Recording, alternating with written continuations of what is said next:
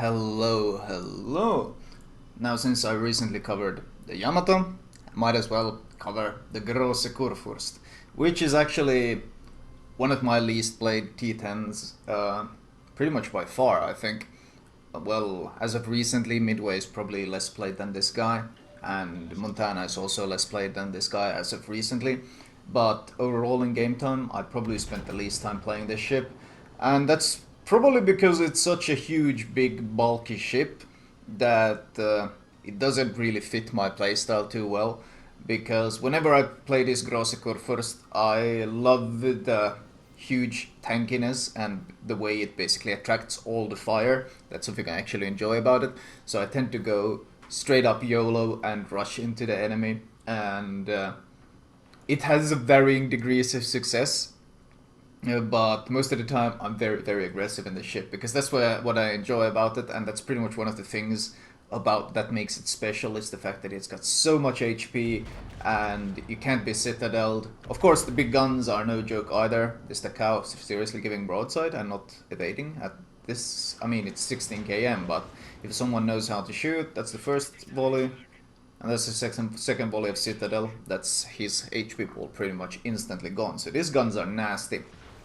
Now, seeing as we have Des Moines, two Des Moines in fact, pushing into A, well, that's obviously, and there's T9 carrier. Of course, one of the huge weaknesses of this ship is terrible anti-air and the fact that, well, it's massive, absolutely massive. So if a carrier focuses you, you're gonna get absolutely wrecked. So where two Des Moines are pushing into A, that means, well, or they're near A, that means the safest place to defend against planes is A. So that means that's exactly where I'm going to be going. Of course, having me there will also be a good repellent against anyone trying to push in with cruisers or battleships of any of the like, because people tend to be quite afraid of this big, bulky, huge battleship pushing in anywhere. And as I said, I love playing aggressive in this ship. The whole notion of sniping in this super tanky ship, or well, super healthful, massive ship, just sounds so boring to me that I love being aggressive in this ship. I straight up admit I am over aggressive in this ship. That's no real secret. But because I love the aggressive playstyle, and whenever I get in this ship, I get megalomania, and I feel like I can take on the world, which usually proves to be quite false. Regardless, going into A here is a very strong position for me. Double Des Moines means I'm one of the strongest threats gets neutralized, which is of course their carrier, and I can help them against anything that's trying to push in. For example, one of these battleships or enemy cruisers or anything. If they try to push in here while I'm here, I can just wreck them. Iowa gives me broadside, not a very smart move. That ship is especially vulnerable. Surprised I only got one Citadel there, but the Iowa, just like the NC and just like the Montana, if you get broadside, you're most likely going to get Citadel. The Grosse Kurfürst, of course, like German battleships, if you get broadside, you won't get Citadel, but you're still gonna hit a bunch of AP damage. That's of course one of the other weaknesses of the Grosse Kurfürst is that you need to give a lot of broadside to be able to shoot your back guns. The firing angles on the back guns are honestly quite terrible. You need to give a lot of broadside to be able to fire them, and when you do give a lot of broadside, you'll eat a lot of damage as well. Which is of course why it has such a big HP pool. Luckily you cannot get citadeled, but trust me, it'll still hurt giving that broadside. Well, this Kurfürst is they're trying to push into B. So you see our Kurfürst, we have a Kurfürst on G6. Now this is terrible positioning from him. I can already tell from now that he's going to get carrier dropped. Because if you isolate yourself in this type of ship that's known for having bad AA and that's known for not really being able to maneuver that well, that means you're the carrier wet dream. And at Kurfürst all alone, no support. Another good example of how to not play a battleship, H3, we have a Yamato, he's sitting back sniping. There's no reason for him to be that far away, he could just as well be where I am right now, because, well, I'm the only battleship around all these cruisers, but this is such a safe position. No carrier can touch me here, I got cruisers all around me, and this is what you should be doing in a battleship. You should be playing with your cruisers, that's where you're safe against DDs and carriers. The Kurfürst, as I mentioned, being all alone, while of course the enemy Taiho instantly goes for the drop on him. Well, no one is surprised there, or he shouldn't be surprised, but apparently he was anyway, because that was such a juicy target for him. And now the Yamato sitting at h3 is basically the same position as our carrier, which is once again completely unnecessary. He's so far away, he has a hard time participating in the battle at all. Sure, I'm being shot at by some Moskva and some other stuff, but really, in a T10 battleship, who cares? A bit of HE spam from some random cruiser isn't the end of the world, especially here when I can easily duck into cover. I spot an enemy New Orleans, and I'm actually able to bring both my guns, or all my guns on him without having to show broadside to anyone in particular, so that means he's a very juicy target. I think he's trying to stop behind the island or something, but at this range, islands don't really matter to me since I can easily lob volleys over them. Yeah, not surprisingly, a Citadel. I use the 420mm guns because I love the pen on these, and I love the plunging effect they have. Especially, there are some, I think there are some deck armors that actually get straight up overmatched by the 420s, which is something I quite enjoy. He tries to reverse away, once again behind island. I aim right at the island because that's where he's reversing to. Since I have him as a target, the shells will actually fly over the island and land on him behind it, as he found out the hard way. I think he's still trying to park behind the island, but as long as he remains spotted and as long as I can target him... Well, speak of the devil, now I lost target of him. Nope, he shot. He shouldn't have done that. He could have survived longer if he hadn't done that. But now, even though he's right behind the island, I'm still able to get him as a target, which is all I need. Now this stalemate, we're actually down. My buddy, if you didn't notice, team killed the Benson there with stock NC, aka Wistcast. Team killed the Benson, so we're actually down a bit. But New Orleans, as I said, I kill him behind the island. He goes, lol, what the fuck, in chat. 2 shot, I'm dead. Yeah, well, not really 3 shots I used on him, not 2. But that's kind of what you get. This Montana is trying to push up. I'm using C to switch between turrets, so I change my point of view to my back turrets so I can hit him with the back turrets. On large ships like this, there's a big difference where your point of view is. By default, your point of view is usually by your front turrets, but if you press C, you can switch your point of view to your back turrets instead.